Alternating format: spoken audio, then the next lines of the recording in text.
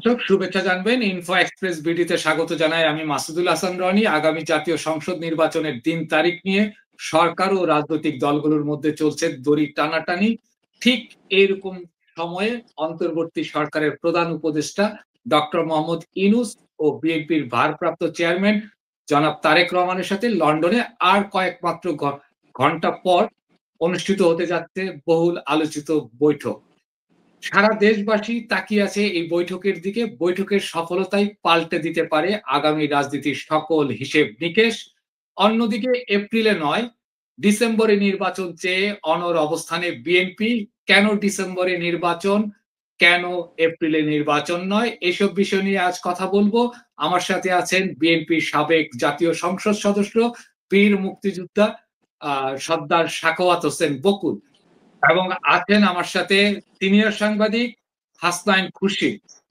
প্রথমেই সর্দার সাখাওয়াত হোসেন বকুল, আপনার কাছে একটু আমি জানতে চাইছি, আর কয়েক ঘন্টা পরে লন্ডনে অন্তর্বর্তী সরকারের প্রধান উপদেষ্টা ডক্টর মোহাম্মদ ইউনূস ও বিএনপির ভারপ্রাপ্ত চেয়ারম্যান তারেক রহমানের সাথে যে বৈঠকটি অনুষ্ঠিত হতে যাচ্ছে সেটা খুব বহুল আলোচিত, এবং এই বৈঠকটিকে বিএনপি সহ সবাই কেন আগামী রাজনীতির জন্য টার্নিং পয়েন্ট মনে করছে? জনাব বকুল। থ্যাংক ইউ আপনাকে রনি ভাই। শ্রদ্ধা জানাচ্ছি আমার সাথে অংশগ্রহণকারী অন্য আরেকজন সহ আলোচককে।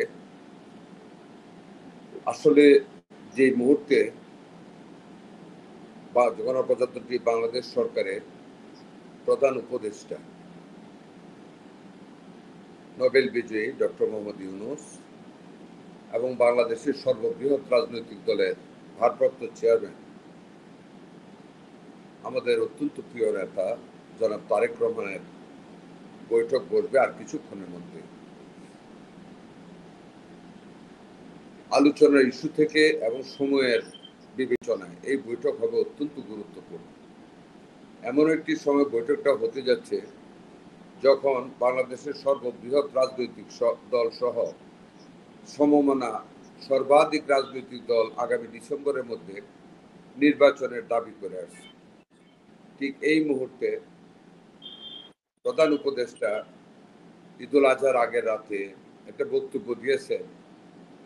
আই থিঙ্ক এই বক্তব্যটা উনি ওনার ইগোকে বজায় রেখেছেন, without consulting anything with the leader of the majority party or with the leaders of all the political parties who want to election to be held by December. উনি একতরফা পাবে নির্বাচনটা এপ্রিলের প্রথমার্ধে হবে এটা ঘোষণা করেন। এইটার পরপরই উনি যেহেতু লন্ডনে যাবেন এবং তখন কথা ছিল there is a remote possibility of meeting with mister Tarique Rahman, the acting chairperson of BNP. যে কারণে রাজনৈতিক মাঠটা খুব একটা গরম হয়নি। আদারওয়াইজ জনমনে একটা ক্ষোভের সৃষ্টি হয়েছিল যে ইউনূস সাহেবকে এটা একটা ওনার ইগোকে বজায় রেখেছেন, এতগুলি দলের মতকে উপেক্ষা করে একতরফা ভাবে উনি এপ্রিলের 15 মধ্যে নির্বাচনের কথা বলেছেন। এটা নিয়ে অনেক আলোচনা হচ্ছে। আসলে April is not a good time for election because April is immediately after the Ramzan, then there is SSC examination, there might be heavy rainfall also. April মেতে অনেক রেইনফল হয়। কাজে এপ্রিলে নির্বাচনটা কি কি সুবিধা হবে দিলে আমাদের প্রধান উপদেষ্টা he did not clarify this thing. ডিসেম্বরের নির্বাচনে কি কি সুবিধা এটা বাংলাদেশে 18 কোটি মানুষ জানে। শীতের সময়, ঈদের রোজার আগে, পরীক্ষার আগে, it's a very good time for election. Maximum it can go up to রমজানের আগে দেওয়া হতে পারে, এইরকম একটা good time.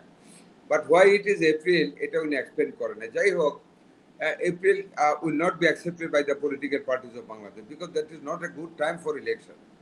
It cannot be fair. Time is so bad. There will be roads will be muddy. There is exam immediately after the Ramjan. যে টাইমটা মানুষ ইলেকশন মুভ করবে সেটা তো রমজান মাস করবে। পিপল ক্যানট মুভ, কারণ এই দেশে নির্বাচনটা মানুষ আনন্দের মতন নেয়, ঈদের মতন নেয়। আর এবারের যে নির্বাচনটা, এই নির্বাচনটা তো আফটার 17 ইয়ার্স একটা ফ্রি ফেয়ার ইলেকশন হতে যাচ্ছে। বুঝতে পারেন মানুষ কিভাবে মুখিয়ে আছে নির্বাচনটার দিকে। ঈদের আনন্দ আর কি আনন্দ, এর চেয়ে বেশি আনন্দে ফাটিয়ে পড়বে মানুষ। দেখেন আমরা যখন এলাকায় এখনো যাই, মহিলারা পর্যন্ত বের হয়ে আসে ঘর থেকে, বাবা ইলেকশনটা কবে হবে, কত বছর ধরে আমরা ইলেকশন দিতে পারি না। এই যে নিউ জেনারেশন ভোটার হয়েছে, এরা তো মুখিয়ে আছে ভোট দেওয়ার জন্য। কাজে সবারই ধারণা একটা আনন্দ ফুর্তি করে মিটিং মিছিল করে একটা শীতকালীন সময় একটা নির্বাচন হবে, সেটাকে উনি এপ্রিলে, যাই হোক, there is a meeting with our leader জনাব তারেক রহমানের সাথে একটা মিটিং হবে। আমি মনে করি এখানে 3টা বিষয় নিয়ে আলোচনা হবে। আই থিঙ্ক আমি মনে করি একটা গুড রেজাল্ট আসতে পারে। একটা হলো সংস্কার নিয়ে, কি সংস্কার হবে, নির্বাচনের দিন তারিখ নিয়ে, এবং ফ্যাসিস্টদের বিচার নিয়ে। এই 3টে পয়েন্টে আলোচনা হয়ে আমি আশা করব যে একটা সমঝোতায় হয়তো দুইজন পৌঁছবেন। তারেক রহমান সাহেব আমাদের ভারপ্রাপ্ত chairman, he is not only BNP chairperson, BNP এবং তার সমমনা সকল রাজনৈতিক দল, এবং যেই রাজনৈতিক দলগুলি ডিসেম্বরের মধ্যে ইলেকশন যাচ্ছে উনি সবাইকেই লিড দিচ্ছেন। কাজে তারেক রহমান সাহেব একটা সুন্দর সময় নির্বাচনটা হোক এটার উপরে জোর দেবেন। সংস্কার কি এখন করা যাবে, বাট সরকার জুলাই চার্টার নিয়ে আলোচনা হবে এবং সেটার ভিত্তিতে ক্ষমতায় যাওয়ার পরে কি হবে। I think there be detailed discussion এবং সবকিছু একটা ফয়সালার পথে অথবা ফয়সালা হবে, এমন একটা জিনিস হবে। ধন্যবাদ। ধন্যবাদ। জনাব হাসান খুরশিদ, আপনার কাছে একটু আসতে চাচ্ছি। আলোচিত এই বৈঠক নিয়ে একটা হাইপ উঠেছে সারা দেশে এবং সারা বিশ্বে যেখানে ছড়িয়ে আছে বাংলাদেশিরা, তারাও এটার দিকে তাকিয়ে আছে।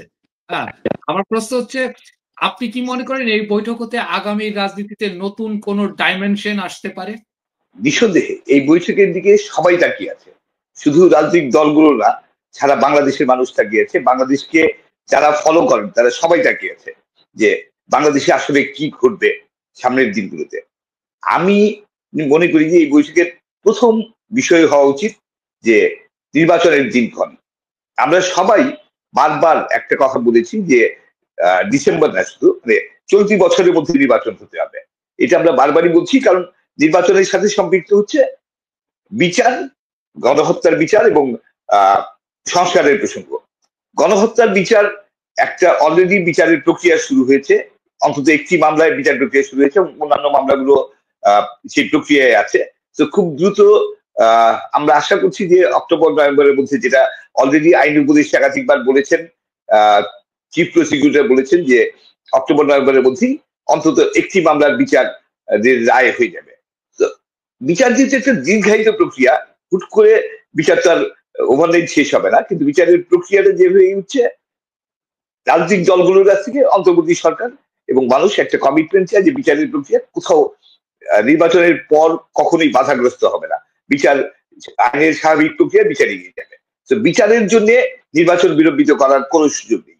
আর সংস্কারের জন্য যেটা বারবার বলা হচ্ছে যে জুলাই সনদের ভেতর দিয়েই সংস্কারের একটা দৃশ্যমান রূপ পাবে, এবং অলরেডি রাজনৈতিক দলগুলোর সাথে আলোচনার ভিত্তিতে জুলাই সনদ আগামী মাসেই, মানে জুলাই মাসেই জুলাই সনদ ঘোষণা করা হবে। এটা বারবারই প্রধান উপদেষ্টা নিজে বলেছেন এবং আপনার ডক্টর আজিজিয়া সাহেব বারবার বলেছেন। তো যখন জুলাই সনদ হয়ে যাচ্ছে, সংস্কারের যে দৃশ্যমান সেটা যদি হয়ে যায় এবং একই সাথে বিচার যদি স্বাভাবিক রূপে এগিয়ে যায়, তাহলে নির্বাচন বিলম্বিত করার আর কি কারণ থাকতে পারে? জনাব সর্দার সাখাওয়াত হোসেন বকুল, আপনার কাছে এই বিষয়টা নিয়ে আসতে চাচ্ছি। লন্ডন হতে এক ভিডিও বার্তায় প্রেস সচিব শফিকুল আলম জানিয়েছে বাংলাদেশের ভবিষ্যতের জন্য ডক্টর ইউনূস এবং তারেক রহমানের এই বৈঠকটি খুবই গুরুত্বপূর্ণ, আপনি যা পূর্বের আলোচনায় বলেছেন। কিন্তু নির্বাচনের তারিখ পরিবর্তনে সরকার যদি এগিয়ে না আসে, এ বিষয়ে এই আলোচনাটা তো ভেস্তে যাওয়ার একটা সম্ভাবনা আছে। আপনি সম্ভাবনা বা আশাবাদী কতটুকু? বাংলাদেশের রাজনৈতিক ভবিষ্যৎ এবং রাজনৈতিক স্থিতিশীলতা আমি মনে করি শতভাগ নির্ভর করতেছে বাংলাদেশের মেজরিটি রাজনৈতিক দলের, সবচেয়ে বড় রাজনৈতিক দলের প্রধান ভারপ্রাপ্ত চেয়ারম্যান জনাব তারেক রহমান এবং আমাদের প্রধান উপদেষ্টা ডক্টর ইউনূস সাহেবের এই বৈঠকের ফলাফলের উপর। যদি ইউনূস সাহেব ওনার ইগো ছেড়ে যদি কোনো বিদেশি বা দেশি ফ্যাসিস্টদের দূষরদের ষড়যন্ত্রে পা না দিয়ে, ওনাকে যেরকম দেশের মানুষ ভালোবেসে প্রধান উপদেষ্টা পদে আসীন করেছিলেন, উনি যদি মানুষের সেই ভালোবাসার চাওয়াটাকে মূল্যায়ন করেন যে এই দেশে মানুষ গণতন্ত্রী মনা, ৭১-এর মুক্তিযুদ্ধের চেতনা ১৮ কোটি মানুষের অন্তরে প্রথিত হয়ে আছে। উনি যদি মানুষের ১৭ বছরের ভোট না দেওয়ার যে হাহাকার এটাকে বুঝতে পারেন, সেই গরম নিঃশ্বাসকে যদি মানুষ বুঝতে পারেন, ফেসিবাদের প্রতি সেই ঘৃণাকে যদি মানুষ বুঝতে পারেন, এই বৈষম্য বিরোধী ছাত্র আন্দোলনে যে জনতা রক্ত দিয়েছে, ছাত্র জনতা তাদের জীবন বিসর্জন দিয়েছে, সেই গণতান্ত্রিক চেতনাকে উনি যদি বোঝার চেষ্টা করেন, তাহলে আমার দৃঢ় বিশ্বাস জনাব ইউনূস সাহেব, he will deliver a very beautiful guideline for the next government regarding reforms and regarding যেটা ফেসিবাদের বিচার, এই দুইটার সম্বন্ধে একটা গাইডলাইন। বিচার তো চলবে, কোর্টের মাধ্যমে বিচার চলবে, বিচার চলছে। বিচার 3 মাস 90 দিন বা 100 দিনে শেষ হয় না। সংস্কার, what can be done within these 6 months to finalize this thing with Mr. Tariq Rahman? How far it is possible and to how much it is possible, to the extent of the reforms which can be made by these 6 months. All reforms cannot be done by this government without the sitting of a sovereign parliament. There are some reforms which are required for this nation, and that must be through the parliament, but there is no parliament at this moment.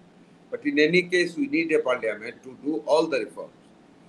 Legal side, court, অনেক কিছু জটিলতা আছে, সকল কিছুকে না ধরে to make a very fair and free election, to make the road of the constitution reforms guideline,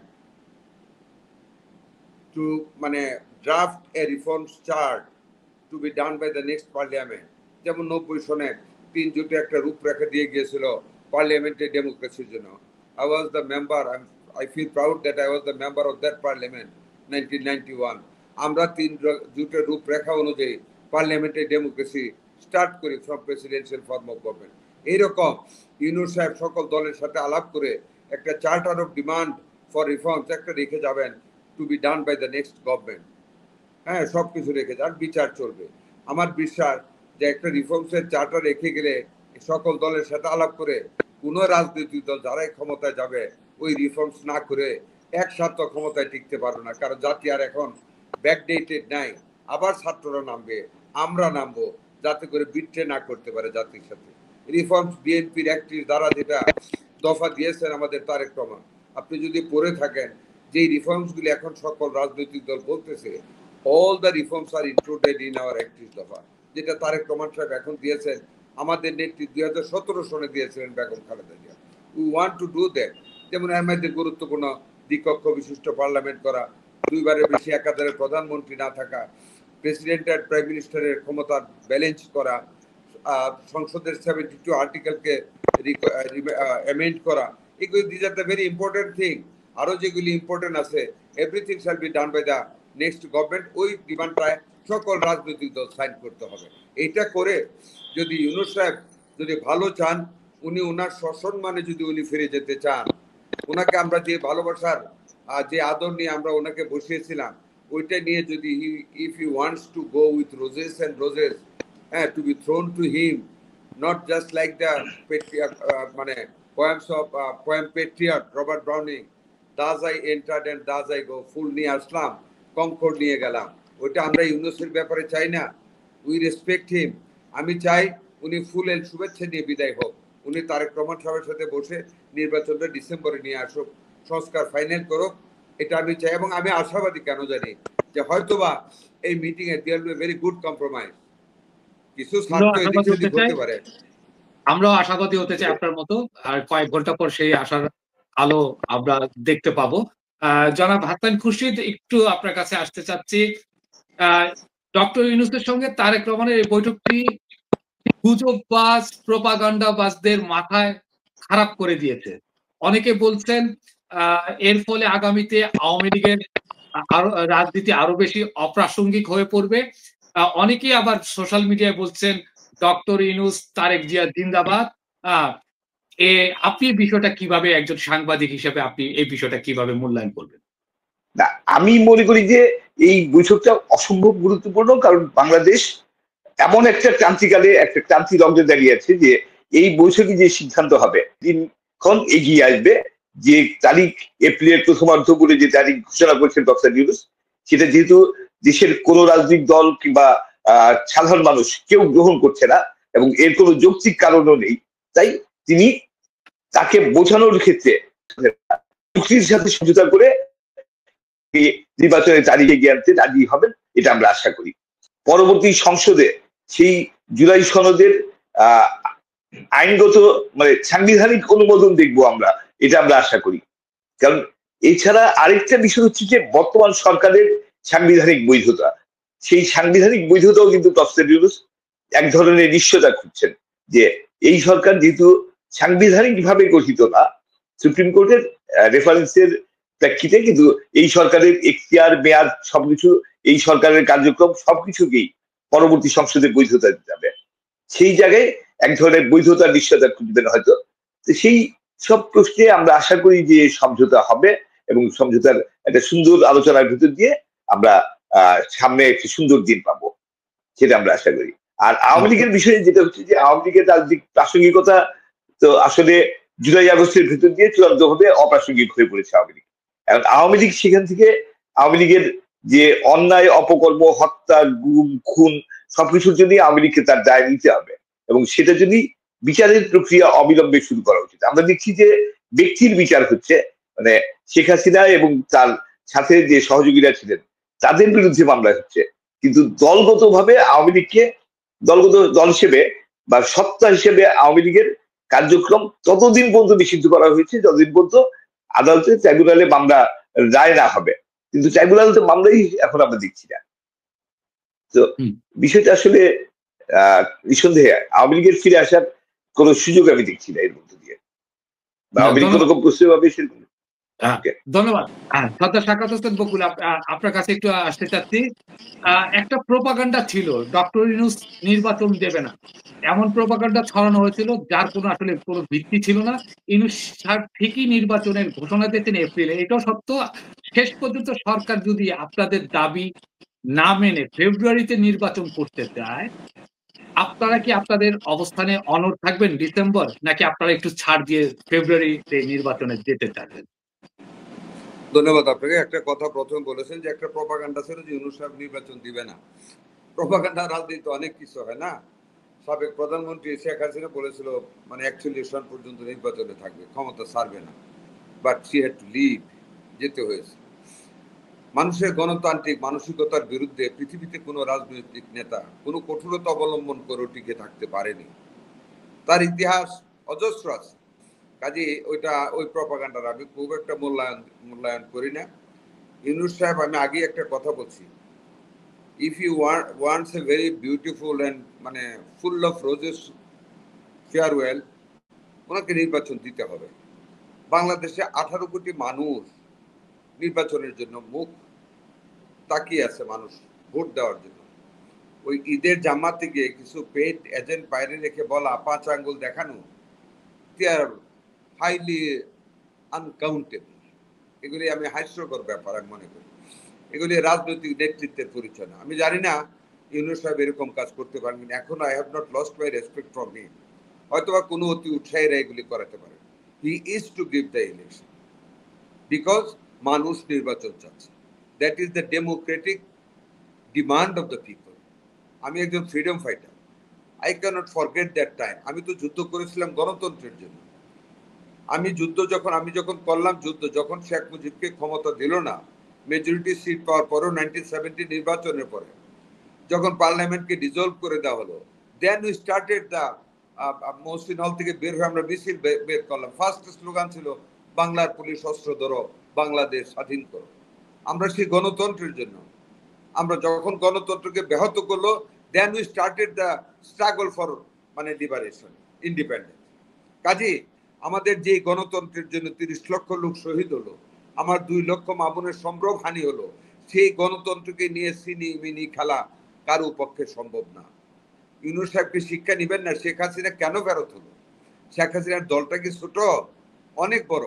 but why she left the country? কেন ওনার ভাগ্যে বাংলার জমিন দিয়ে যাওয়া সম্ভব হলো না? একমাত্র উনি গণতন্ত্রের বিরুদ্ধে অবস্থান নিয়েছিলেন।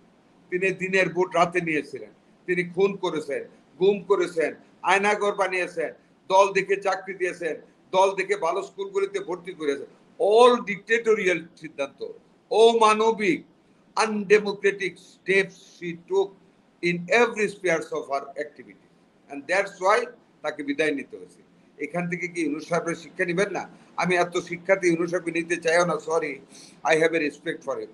আমি আশান্বিত উনি নির্বাচন এপ্রিলের পরিবর্তে এগিয়ে নিয়ে আসবেন তারেক সাহেবের সাথে বসে, যদি মঙ্গল চান দেশের জন্য। আমি আশা করি, আমি এখনো আশাবাদী। জানি না উনি হয়তোবা কোনো কারণে এপ্রিলের কথা বলেছেন। I am very much hopeful যে everything will be settled in the meeting between this two great person. আচ্ছা, আমার প্রশ্ন ছিল, যদি ফেব্রুয়ারিতে নির্বাচন হয় আপনারা কি ছাড় দেবেন একটু? দেখেন, যেই মুহূর্তে আমাদের নেতা তারেক রহমান সাহেবের সাথে মিটিং হবে, ঠিক এই মুহূর্তে আমি ওনার একজন কর্মী হিসেবে I don't like to make any comment, but আমি একটা কথা বলবো যে there is a chance of compromise in everything. সকল মিটিং এ কিন্তু একটা কম্প্রোমাইজ হয়। আমাদের নেতা জনাব তারেক রহমান এমন কিছু করবেন না, এমন কিছু মানলে যদি দেশের উপকার হয় সেটাকে উনি অমান্য করবেন বলে আমার মনে হয় না। ধন্যবাদ। আবার আসবো। হাসান খুরশিদ, আপনার কাছে একটু আসতে চাচ্ছি। প্রশ্ন হচ্ছে, জুলাই আগস্ট গণ অভ্যুত্থানের পর বিএনপির রাজনীতি, তারেক রহমানের দূরদৃষ্টি সম্পন্ন নীতি আন্তর্জাতিক মহলে অত্যন্ত প্রভাবশালী যারা, তাদের নজরে পড়েছে। হ্যাঁ, একজন সাংবাদিক হিসাবে বিএনপির এই যে পরিবর্তন রাজনীতি এবং তারেক জিয়ার যে অভিজ্ঞতা এবং দূরদর্শিতা, আপনি কিভাবে দেখছেন আগামী রাজনীতির জন্য? নিঃসন্দেহে আমরা জনাব তারেক রহমানের যে সাম্প্রতিক, বিশেষ করে 5ই আগস্টের আগের এবং পরের যে বক্তব্য, সবগুলোই আমরা ফলো করছি খুব ঘনিষ্ঠভাবে, খুব ক্লোজলি ফলো করছি। এবং উনি সবসময় গণতন্ত্রের পক্ষে এবং এক ধরনের স্থিতিশীলতা দেশে নিশ্চিত করার জন্য, দেশকে গণতন্ত্রের পথে এগিয়ে নিয়ে যাওয়ার জন্য তিনি যা বলছেন প্রত্যেকটি কথা খুবই অনুপ্রেরণাদায়ক এবং আমাদের আশান্বিত করছে যে আমরা আসলে সঠিক গণতন্ত্রের পথে যাচ্ছি। এবং আমি আরেকটা বিষয় বলতে চাই, সেটা হচ্ছে যে উনি শুধু রাজনীতির বাইরেও দেশের ভবিষ্যৎ নিয়ে কথা বলছেন। যে যেমন আমি ছোট দু একটি উদাহরণ দিতে চাই, যে উনি ফ্যামিলি কার্ডের কথা বলেছেন, যে ক্ষমতায় যদি নির্বাচিত হন, যদি বিএনপি ক্ষমতায় যায়, তাহলে ফ্যামিলি কার্ড ইন্ট্রোডিউস করা হবে। এই ধরনের ছোট ছোট বিষয়, কৃষক কার্ড ইস্যু করা হবে কৃষকদের জন্য বিভিন্ন রকম। তো তার কিন্তু দূরদৃষ্টি, এক ধরনের দূরদৃষ্টি আমরা দেখছি যে ভবিষ্যৎ বাংলাদেশ নির্মাণের ক্ষেত্রেও। এবং উনি যে 31 দফা ঘোষণা করছেন 2022-এ, সেখান থেকেই তখন থেকেই আমরা দেখছি যে তিনি কিন্তু আরো আগে থেকে, কিংবা বেগম জিয়া 2017-তে যখন সংস্কারের কথা বলেছেন, তখন থেকে আমরা দেখছি যে বিএনপি আসলে অনেক রিফর্মের দিকে যেতে যাচ্ছে। এবং বিএনপির রিফর্মের চেষ্টাটা কিন্তু, বা এই যে সমঝোতার বিষয়টা, রাষ্ট্রের স্বার্থে নিজের অবস্থানকে প্রয়োজনে কিছুটা শিফট করে হলেও দেশের স্বার্থে, জনগণের স্বার্থে প্রয়োজনীয় সিদ্ধান্ত নেওয়ার বিষয়টা কিন্তু আমরা অনেক আগে থেকেই দেখে এসেছি। আমি যদি 91-এর কথা 91-এ ফিরে যাই, 90 পর্যন্ত বাংলাদেশ ছিল রাষ্ট্রপতি শাসিত সরকার ব্যবস্থা। কিন্তু 90-এর পরে যখন 90-এর আন্দোলনের মধ্য দিয়ে 3 জোটের রূপরেখার ভেতর দিয়ে যখন সংসদীয় সরকার ব্যবস্থার কথা হলো, বিএনপি কিন্তু এর আগ পর্যন্ত বিএনপি রাষ্ট্রপতি শাসিত ব্যবস্থার পক্ষে ছিল। কিন্তু যখন জনগণের আন্দোলনের ভেতর দিয়ে একটা সিদ্ধান্ত এলো, বিএনপি সেই সিদ্ধান্তকে স্বাগত জানিয়ে 91-এ বিএনপি রাষ্ট্র ক্ষমতায় থেকে বিএনপির নেতৃত্বেই কিন্তু সংসদীয় সরকার ব্যবস্থায় আমরা পরিবর্তিত হয়েছি। তো বিএনপি সবসময় সংস্কারের পক্ষে ছিল দেখেছি আমরা। বিএনপি রাজনীতিতে অনেক ভুল থাকতে পারে, কিন্তু জনগণের স্বার্থে বিএনপি সেই ভুল সংশোধন করতে আমরা দেখেছি। তো তারেক রহমান সাহেবের মধ্যে আমরা এই সময়ে যা দেখছি, যে উনি শুধুমাত্র বিএনপির নেতা না, সারা দেশের সব মানুষের নেতা হয়ে ওঠার যে একটা সম্ভাবনা দেখছি আমরা তার মধ্যে, সেটা আমাদের অনেক অনুপ্রাণিত করছে, অনেক আশান্বিত করছে যে এটা বাংলাদেশ আসলে সুন্দর ভবিষ্যতের দিকে যাচ্ছে। ধন্যবাদ। সর্দার সাখাওয়াত হোসেন বকুল, সরকারের নির্বাচন এবং সংবিধান সংস্কার কমিশনের যে সুপারিশ, সেখানে তাদের সাথে আপনাদের 1 দফার খুব বেশি পার্থক্য চোখে পড়ে না। আমি যতটুকু পড়েছি, জেনেছি, আপনারাও বলেছেন। তবে কেন ন্যূনতম সংস্কার বাস্তবায়নের সরকারকে আপনারা অনেকেই বলেন আপনারা সময় দিতে চাইছেন না, এই অভিযোগটা কিভাবে আপনি খণ্ডন করেন? কথাটা কিন্তু ঠিক না। অগাস্ট থেকে প্রায় 9 মাসের বেশি সময় পার হয়ে গেল। আমরা সরকারের দৃশ্যমান কোনো স্টেপ কিন্তু সংস্কারের জন্য দেখি না। এখন এই সংস্কার করে একটা indefinite period of time this country cannot run with an unelected government, unelected conductors. Government যখন সংস্কার না করতে পেরেছে, নির্বাচনটাকে ফিয়ার করে একটা charter of reforms regarding constitution, regarding judiciary, regarding national anti corruption bureau, audit office, যেই জায়গায় কোর্ট, মানে যে জায়গায় সংস্কারের প্রয়োজন, প্রেসিডেন্ট বলেন, প্রেসিডেন্ট এবং প্রধানমন্ত্রীর ক্ষমতার ব্যালেন্সটা কি সরকার করতে পারবে? We need a sovereign parliament. সুতরাং একটা দিয়ে উদাহরণ আপনাকে দিলাম। এইগুলির জন্য একটা চার্টার রেডি করে which should be signed by all the political parties, at least 3 from each political party, এটা সাইন করবে, which should be mandatory for the next government, whoever is elected, they have to do this reform. There is a list of reforms to be done by the next government. এখন আপনি reforms করার জন্য যদি গভর্নমেন্টকে বলেন, let them start the reforms from day 1 today, okay, 9 months passed, I don't mind, আগামী কাল থেকে করতে বলেন ইউনুসে ফিরার পর থেকে, তাহলে তো এখনো উনি 6 মাস টাইম পাবেন আরো।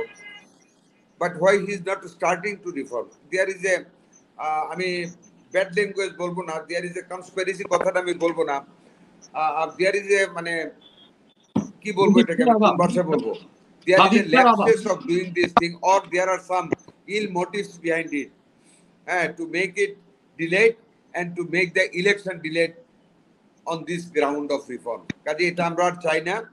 Whatever reforms he can do, let him start from day after tomorrow up to the December, যতগুলি পারে উনি করো, যা পারবে না he will keep that বাক্সবন্দি করে রাখবেন for the next government। কাজে আর টাইম দেওয়া যাবে না, by December he is to declare the election। আর যদি 30 দিন 40 50 60 দিন যদি পিছাইতে দুইজন মিলে পিছান, জাতি আমরাও মাইন্ড করবো না। তবে আমি এটুকু বলতে পারি, আমাদের নেতা জনাব তারেক রহমান যাহা কিছু সিদ্ধান্তটা দিবেন দেশের স্বার্থে নিবেন। বাংলাদেশে 18 কোটি মানুষকে শিখিয়েছেন কি কি রিফর্মস হবে। কাজে আমি আশা করবো এটাই হবে। আমরা সময় দিচ্ছি না, অনেক সময় দেওয়া হয়েছে ইউনূস সাহেবকে রিফর্মস করার জন্য, কিন্তু চোখের পড়ার মতো রিফর্মস উনি করেন না। এখনো 6 মাস টাইম আছে। Let us request him to start the reforms from day 1 এখন করো। কিন্তু রিফর্মস আমরা দিতে চাচ্ছি না, এটা বলা ঠিক হবে না। রিফর্মস ওনাকে বলা হয়েছে করার জন্য, উনি করেন নাই। কেন করেন নাই ওই ব্যাপারে আমি যেতে চাই না, যেহেতু একটা শুভক্ষণ আমাদের সামনে, আর একটু পরে দুজন মিটিংয়ে বসবেন, নিশ্চয়ই এগুলি নিয়ে কথা হবে। আমরা আশা করবো there will be good outcome for the nation. কোনো গোষ্ঠী ওনাকে প্রভাবিত করেছেন কিনা এটা আমি বলবো না, but this is not a good time for election. ওইখানে কারো স্বার্থ রক্ষা করার জন্য ওনাকে প্রভাবিত করেছেন, এটা বলবো আমি। April is not a time to মানে complete a election. In no way he can complete the election in the month of April, পারবেন না। কাজে এটার পিছনে উনি দেখেন, উনি he is not a political man. উনি একবার কিন্তু পলিটিক্সে আসতে চেয়েছিলেন। পলিটিক্স যে কত কঠিন জিনিস এটা দেখে কিন্তু উনি কাগজপত্র কাটকিবদ্ধ বাক্সবন্দি করে চলে গিয়েছে। I think he is not very clever man, or he is not a politician. আমার দৃষ্টিকোণ থেকে উনি ওনার যে ইজ্জত ওইটাকে কেউ নস্বাত করতে চাচ্ছে, which he is not understanding. ওনাকে কিন্তু বিশাল বড় ইজ্জত দিয়ে সম্মান দিয়ে 18 কোটি মানুষ থেকে বেছে নেওয়া হয়েছে অ্যাজ আওয়ার চিফ। উনি ওনার সেই ইজ্জতটুকু রক্ষা করার প্রয়োজনীয়তা বোধ করেন কিনা আমার এখন সন্দেহ হচ্ছে। আমি আশা করবো উনি সেই প্রয়োজনীয়তা বোধ করবেন। উনি যে তারিখটা দিয়েছেন এই তারিখ কোনো রাজনৈতিক দল মেনে নেবে না। He will be dishonoured by the people, এটুকুই বলবো। এর বাইরে আমি কমেন্ট করতে চাচ্ছি না। ইলেকশন এপ্রিলে হতে পারে না। There is a conspiracy behind it, whether it is understandable by him or not, আমি ওই এক্সটেন্টে যেতে চাই না। ধন্যবাদ আপনার কাছে। আবার আচ্ছা, আমরা একটু হাসান খুশি আপনার কাছে একটু আসতে চাচ্ছি। তর্কের খাতিরে যদি ধরে নেই ডিসেম্বরে নির্বাচন অনুষ্ঠান আয়োজন করতে হবে, তাহলে আপনার কি মনে হয় এই সরকার এবং নির্বাচন কমিশন প্রস্তুতি আর এই অল্প সময়ের মধ্যে সম্পন্ন করতে পারবে নির্বাচন? আমরা তো এর আগে অন্তর্বর্তী সরকার দেখেছি, তত্ত্বাবধায়ক সরকার দেখেছি অন্তত 3টা, 91, 96, 2001, এবং সেই সরকারগুলোর মেয়াদ ছিল মাত্র 90 দিন। 90 দিনের মধ্যে তারা বিভিন্ন রকম সংস্কার বা পরিবর্তন করেছেন, নির্বাচন উপযোগী পরিবেশ তৈরি করেছেন। সেটা করতে গিয়ে প্রশাসনের পরিবর্তন, পুলিশ প্রশাসনের পরিবর্তন, বিভিন্ন রকম পরিবর্তন এনেই তারা 90 দিনের মধ্যে নির্বাচন সম্পন্ন করে নির্বাচিত সংসদ এবং সরকারের কাছে দায়িত্ব হস্তান্তর করে তারা বিদায় নিয়েছেন সম্মানের সাথে, মর্যাদার সাথে। তো সেখানে যদি এখন থেকে ডিসেম্বরে ধরা হয়, 6 মাস তো অনেক সময়, তারা কেন পারবেন না? তা পারার কোনো কারণ নেই। আর নির্বাচন কমিশন অনেকবার বলেছে যে ডিসেম্বরের কেন, ডিসেম্বর এই বছরের মধ্যে নির্বাচনের জন্য তারা প্রস্তুত। নির্বাচন কমিশনের প্রস্তুতির কোনো ঘাটতি নেই। নির্বাচন তো করবে নির্বাচন কমিশন, সরকার তাকে উপযোগী পরিবেশ দেবে। সেই জায়গায় সরকারের দিক থেকে প্রস্তুতি না থাকার কথা খুব মানে খুব গ্রহণযোগ্য হবে না, কোনোভাবেই গ্রহণযোগ্য হবে না। অবশ্যই নির্বাচনী হিসেবের মধ্যে হতে হবে। আরেকটা জিনিস হচ্ছে যে আমি একটা দুঃখজনক হলে আমি এটা রিকল করতে চাই যে আমরা যে সংস্কারের কথা বলছি, ডক্টর ইউনূস শপথ নিয়েছিলেন 8ই আগস্ট। 8ই আগস্ট থেকে সংস্কার কমিশন গুলো গঠন করা হয়েছে নভেম্বরের পরে গিয়ে। তো 3 থেকে 4 মাস শুধু কমিশন গঠন করতে লেগেছে, এবং তারপরে মাসের পর মাস যাচ্ছে, অলরেডি 10 মাস পার হয়ে গেছে। তো সেইটা যদি হয় যে যেখানে কমিশন করতেই যদি কমিশন গঠন করতে 5 জনের 7 জনের একটা কমিটি করা, সেটা করতে যদি 3 মাস 4 মাস লাগে, তো সেইটার আউটকাম বের করে আনা, ইমপ্লিমেন্ট করা, সেটা আসলে এত স্লো এগোয় এই সরকার যে এই মন্থরতা প্রত্যেকটা ক্ষেত্রে সংকটের তৈরি করছে। তো আমরা মনে করি যে ফুল ট্রাস্টে সব ধরনের মানে প্রস্তুতি নিয়ে 3 মাসের মধ্যে নির্বাচন করা সম্ভব। সেখানে 6 মাস সময় পাচ্ছেন, দ্যাটস মোর দেন এনাফ।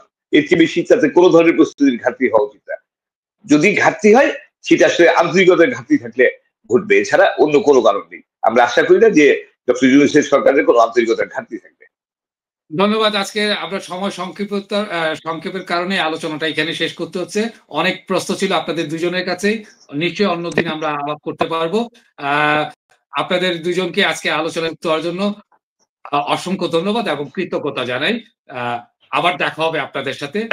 প্রিয় দর্শক, সরকারের পক্ষ থেকে বলা হয়েছে সংস্কার সম্পন্ন করে নির্বাচন করা হবে, কিন্তু সংস্কারের কথা বলে নির্বাচন দীর্ঘায়িত করার মোটেও কোনো ঠিক হবে না, কারণ সংস্কার একটি চলমান প্রক্রিয়া, এটা অব্যাহত থাকবে। সময়ের চাহিদা অনুসারে সংস্কার সম্পন্ন হবে। পরবর্তীতে যারাই ক্ষমতায় আসবেন তারাই সংস্কারগুলো বাস্তবায়ন করবে। তাই সংস্কার ঝুলিয়ে নির্বাচন স্থগিত করা বা পিছিয়ে দেয়া কোনোভাবেই কাম্য হতে পারে না। জনগণের প্রত্যাশা দ্রুত সময়ে ন্যূনতম সংস্কারগুলো শেষ করে সরকার নির্বাচন ডিসেম্বর থেকে জানুয়ারি বা ফেব্রুয়ারির মধ্যে অতি দ্রুত একটা গ্রহণযোগ্য সময়ের মধ্যে দেবে, সেই প্রত্যাশা সবাই করছে।